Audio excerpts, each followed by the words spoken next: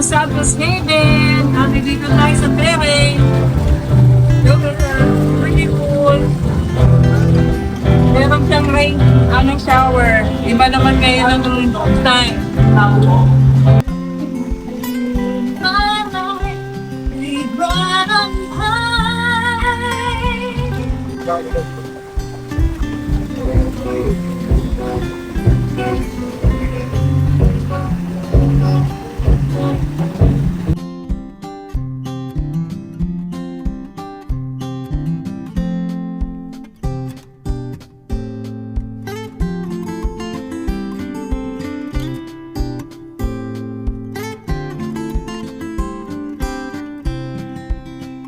Hello, Kagala! This is the day that the Lord has made. Ito na, opening na ng aming resort, Santos Haven. Pag-akyat mo dito, hallway, 2 room. Hi, ito yung second room. Kaya maglaman to ng 20 to 25 per pax. 17 to mga bed, pero dito, maluwag pa yung space, maraming spare na kutsyon at saka mga unan. Tingnan nyo. Malaki na tong room. 20 to 25 packs na ang kasya rito. Kasi dito pwede pa rin maglaman ng mga spare na mga kutsyon namin. 3 floor na yung bed namin.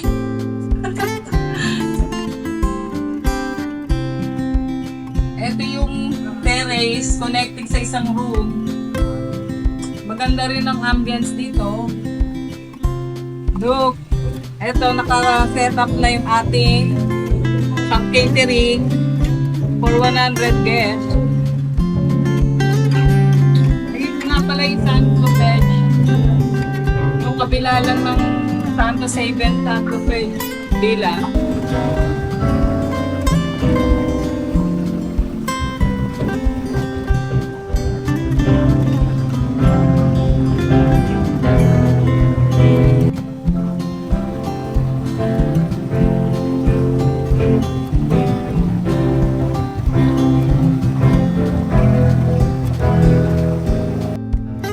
Ito pala yung CR. Now, meron na siyang CR dito sa taas. Dati problema dito sa kabila, wala daw CR. Ito, naglagay na kami dito ng CR. Ito pala yung master's bedroom. Dito kasya naman ang 10. Pwede ring lumagpas pa kasi marami na kami spare na kutsyon. May pull out kasi itong aming master bed. Kaya maraming makakatulog dito. Tapos may 2 pang sofa bed na kasya 2. So, 10-10 siguro.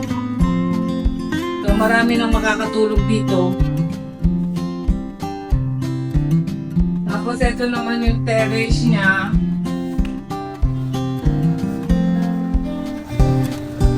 Yan. Look at that!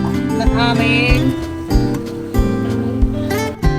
ito yung hallway, tapos bababa tayo, papunta naman tayo ngayon sa living room. Tingnan nyo naman, aesthetic ang aming chandelier.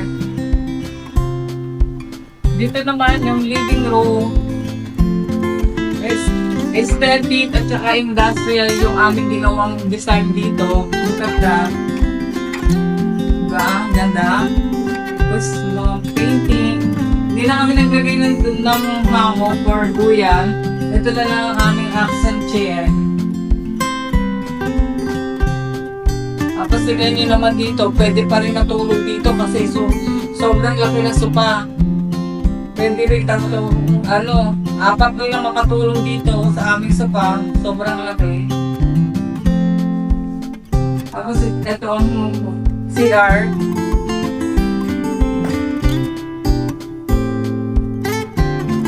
May hot and cold. Look guys, ang dami ng aming sapa. Pwede matulog pagkabang nanonood ka ng TV. Ang laki. Ito yung council chair, sobrang comfortable, upo. Tapos ang siya mga painting namin, si Mona Lisa. Tsaka yung mga dogs namin, kaya painting namin dogs, mahilig kami sa aso. Tingnan niyo yung aming isa main, Dastel yan, dahil kumain kami sa Sky Seafood, nakita namin ganyan yung kanila sili. Kaya sinontin ko rin kami dito sa bahay, sa resort. Ang ganda rin niya tignan, di ba? Ito nga pala yung aming kitchen, open kitchen kami para madaling ma-access ng mga tao. Pag kumakain sila, mag-swimming, fully equipped kami ng mga gamit sa kitchen, kaya wala na silang dadalhin ng mga panluto. Kompleto na, may ref, merong water dispenser. Kung sa iyo, naglagay rin kami ng painting dyan para sa kitchen. Tapos tingnan niyo yung tigil, ganun din, gas din. Diba, ganda rin. Ito nga pala, naka-set up din to para sa inuman. Nakabubong na rin siya. May CR. Yung aming swimming pool, ibang design. Rain shower ang ginawa ngayon. Tapos naka-glass siya ngayon. Fiberglass. Para nakikita ka habang nag-swim. 5 feet ang taas ng swim. Ayun yung jacuzzi. Hindi pa naka-tinde. Ito, dito kami sa officer nagpa-catering. Nung nagpa-bless din kami sa kabila, sa San Lopez, yun din ang sinuha naming catering. Masarap yung mga food nila, saka mura. Anong team natin ngayon? Team namin ngayon is white and blue. Color of the year sa 2026. Ayun yung caretaker.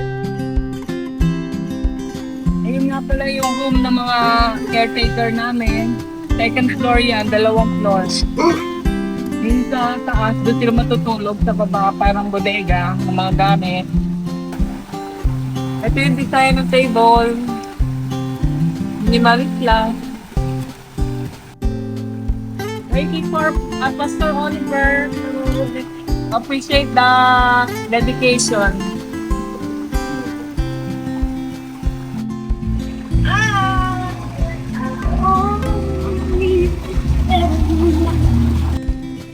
Upo na dito. Ito pala yung itakat na ribbon mamaya.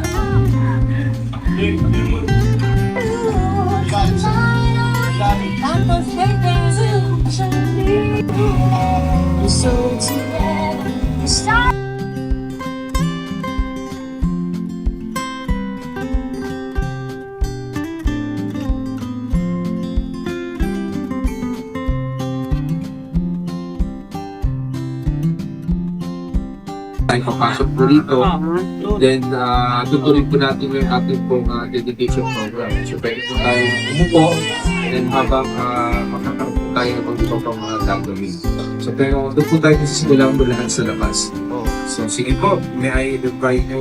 Tinatagiwala ko sa Panginoon Santos o sa kagandang po ng ating Diyos na buhay. So, dala po mula tayo sa pagpasa po ng Word. Ito po yung sinasabi sa Sample Support. Aking usapin po ay sa Kurang mo tol kapag isa sa pag-mag-represent ka so that they are consoled by idol or shared by what is false. They will receive blessing from the Lord and vindication from God seated. Such is the generation of who seek Him, who save yourself not to us, to your Son Jesus Christ.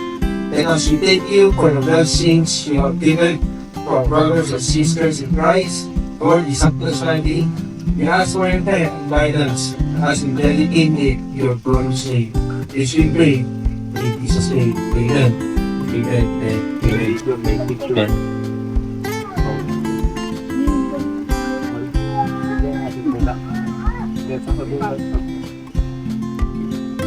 Yeah. Congratulations sa praise God. So, naging tayong papasok sa Denver, sa Santos event. So, you may take your seats. Si Kuya Norby, okay, sige. Alright. Ano naman nagsimula? Bali ito, nice and easy. Pero sa kanya, paglalaan ng oras, pagpapaspas upang ang lugar na ito ay maging tunay na pinagpala. Sa ngalan ng Santo Siken at ang aming buong pamilya, isang malaking karangalan at kaligayahan ang makita kayong lahat dito sa nakapalagang araw na ito. Bawat kaligang sort na ito ay gawa ng iyong pagmamahal at dedikasyon. Maraming salamat. Ngayon, kasabay ng forma ng bubukas ng Santo Siken, inaanyayahan namin kayo maging bahagi ng aming paglalakbay. Hayaan nyo kami maging silbing inyong tahanan tuwing nais nyong magpahinga, magsaya, at lumika ng masaya-sayang alaala. Muli, maraming salamat sa inyong presensya, isang tagay sa pag-asa, tagumpay, at sa magandang sandali sa ating pagsasaluhan sa Siken. Maraming salamat. Mabuhay tayong lahat. Si Ida, gusto yata yung lupto. Lalo na sa mga worker na nagkihirap sa paggawa nitong resort na to. Oo, puro overtime nga eh. Ay pasto, sa pag-content itong lugar na to. Nais po pasalamatan sa mga tao kung nasa likod nitong Santo Simen, lalo-lalo na kay Muso. To, na kami magmamatagumpay itong resort na to dahil galing ito sa dugot pawis. Ang pera na ito namin, nagsimula ito sa pangarap dahil naghihintay kami na magtyaga po kami naghihintay, magtiis at maisatakot para itong pangarap na to. Kaya inaayahan ko kayong lahat na mag-enjoy kayo sa gabi na ito. Damin nyo ang aming mga pagkain at ang aming enjoy nyo ang gabi na ito para sa inyo lahat ito. Maraming salamat po. Mag-start po sa maliit, hindi po sa malaki. No? Kaya nga po, sabi ron, if is faithful in very little thing, is faithful also in much.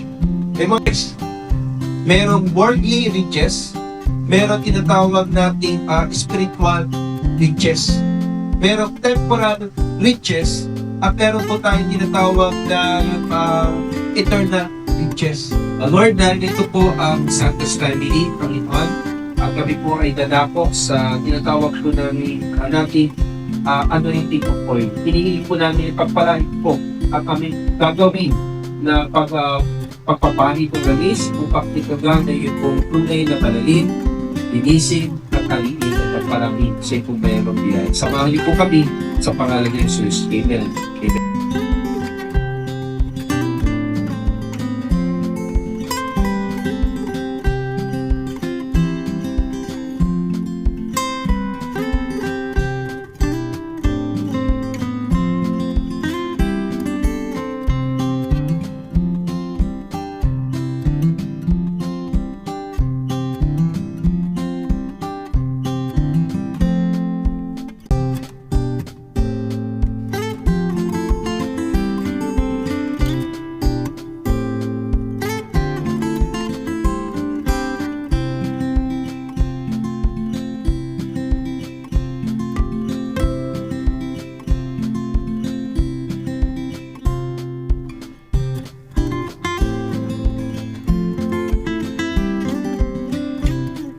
Chapter 9 verse 5, sabi po ni Jesus, while I am in the world, I am the light of the world.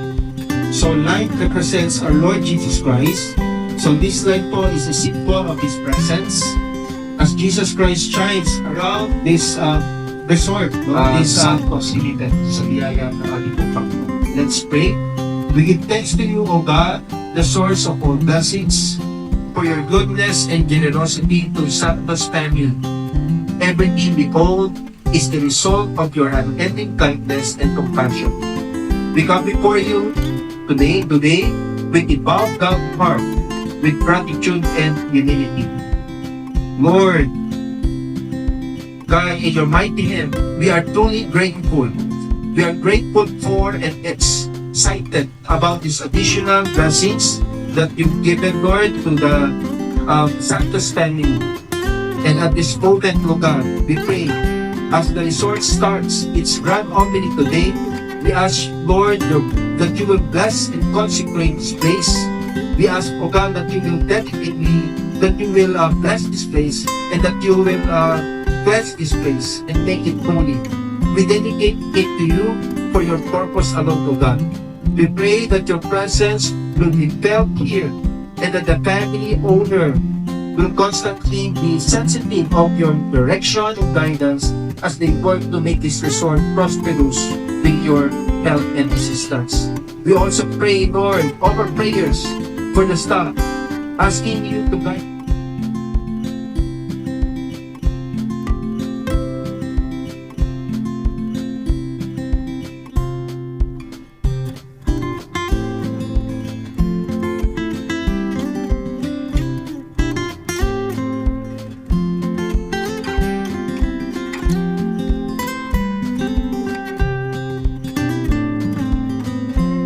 Hello mga kagala! Andito tayo ngayon sa Santos Haven, katabi lang ng San Lopez. Ito na ang progress ng aming building, ng resort. Ito yung swimming pool. Malapit na rin siya matapos. Yan, tignan nyo, ang dami naming tao na gumagawa para mabilis matapos. Yung second floor, saka yung wala na, sama na. Okay kami yan, yan yung Hello, kagala! Mga panatibon to ang aming foreman. Siya ang ano namin dito sa resort. Kung mga kapatid, ang mga anak ko, natin na-cover lahat ng Brian. problema. JR. Naka ano ba yan, Brian? Nakapondong ano? Nilagay yung floor.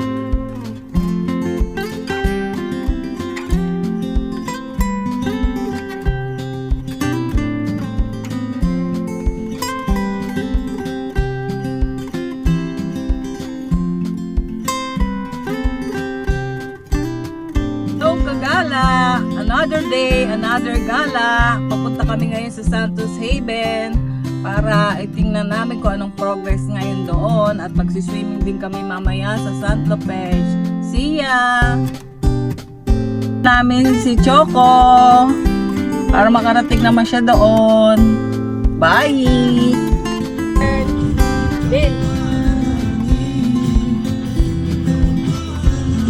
Ala! Ito na po ang progress dito sa Santos Haven. Ito yung swimming pool. Ayan, ginawa namin, nakasalamin siya ngayon para maiba naman. Tapos ito yung jacuzzi. Tapos ito yung caretaker. Tapos ganito yung style niya. Terrace sa harapan. Tapos dalawang ano siya, room sa taas. Mas malaki to kasi minaximize na namin yung space niya. At malapit na matapos to. See ya!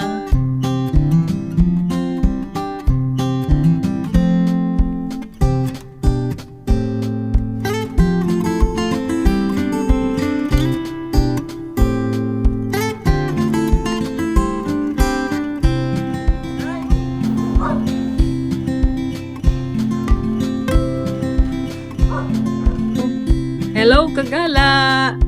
Another day, another vlog. Ito na ang progress ng aming resort. Tapos na sa taas, finishing na lang tayo. Nagawa na rin lamesa sa kitchen. Tapos yung aming pool, almost finish. Tsaka yung caretaker. Malapit na, 2 weeks ago na lang. See ya! Hello, kagala! Another day, another vlog. Ito na progress. Naglilinis na sila ng pool. Ito, nasa terrace na kami. Nakaakyat na kami dito. Ayan yung caretaker ginagawa. Malapit na matapos. Days na lang ang iniintay natin. Tapos, ito yung room. Ito yung master's bedroom. Hindi pa naayos. Ayan ang ano niya. Ito pala yung lounge and chair.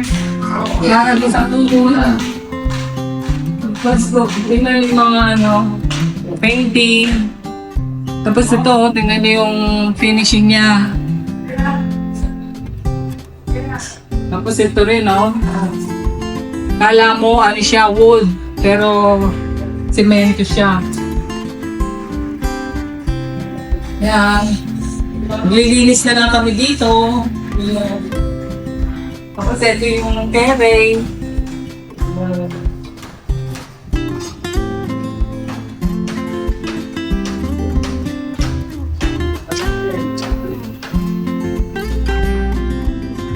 Ito yung another room.